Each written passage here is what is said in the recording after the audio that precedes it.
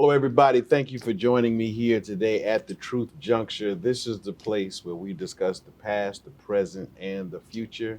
We discuss people, places, and events. We talk about just about anything, but we always use the Word of God as the foundation for whatever we talk about. And today, I have a good old friend here with me, William Sweeper.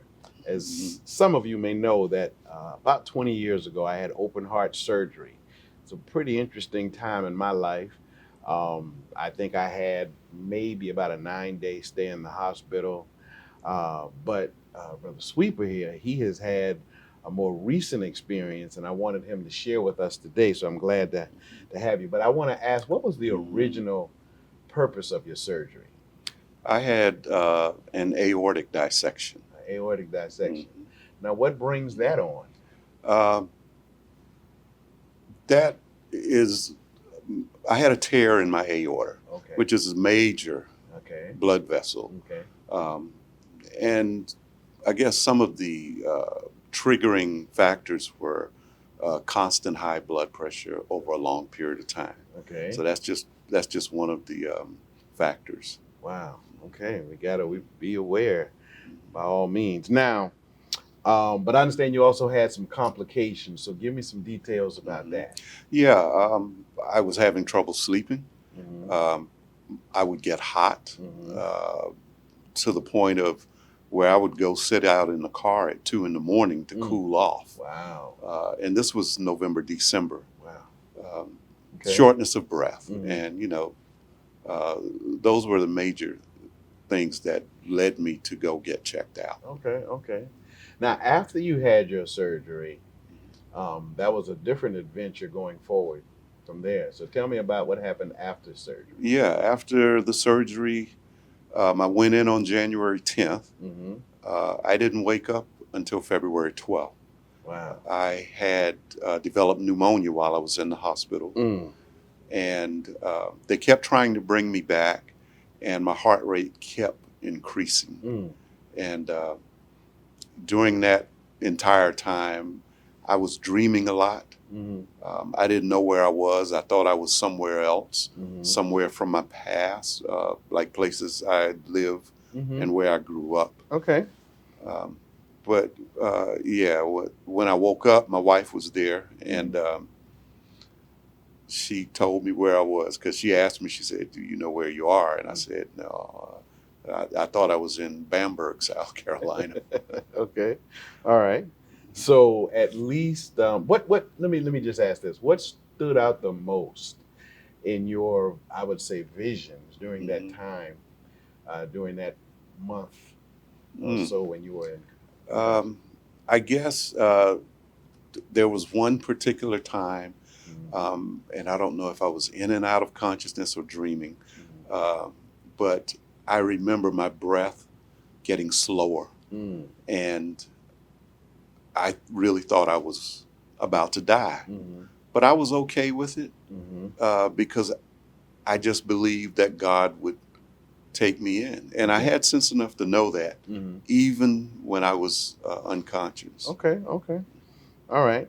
So how did that whole experience change your outlook on life? Well, I don't stress the small things anymore. Mm. I look at each day and appreciate each day, knowing that any day could be the last. Wow. Okay. I hope y'all heard that. Uh, don't sweat the small stuff. We heard that somewhere before, I believe, Mhm. but certainly it's something to think about. Do you feel that most of us, we kind of weigh ourselves down with unnecessary worries? Oh, yeah. Well, worries, and that causes stress, which Mm. is another underlying factor. Okay. Um, so, yeah, don't sweat it. Okay. All right. So now, how are you approaching the future? Well, I'm doing things or starting to do some things that I thought I would never be able to do. Mhm. And one is that I've started putting down my thoughts to writing a book. Okay. So I have no timetable yet, Okay. but it's going to be a combination of this journey in my surgery Okay. and some things that I went through in my past Okay. that I believe affected what happened to me. Okay. All right.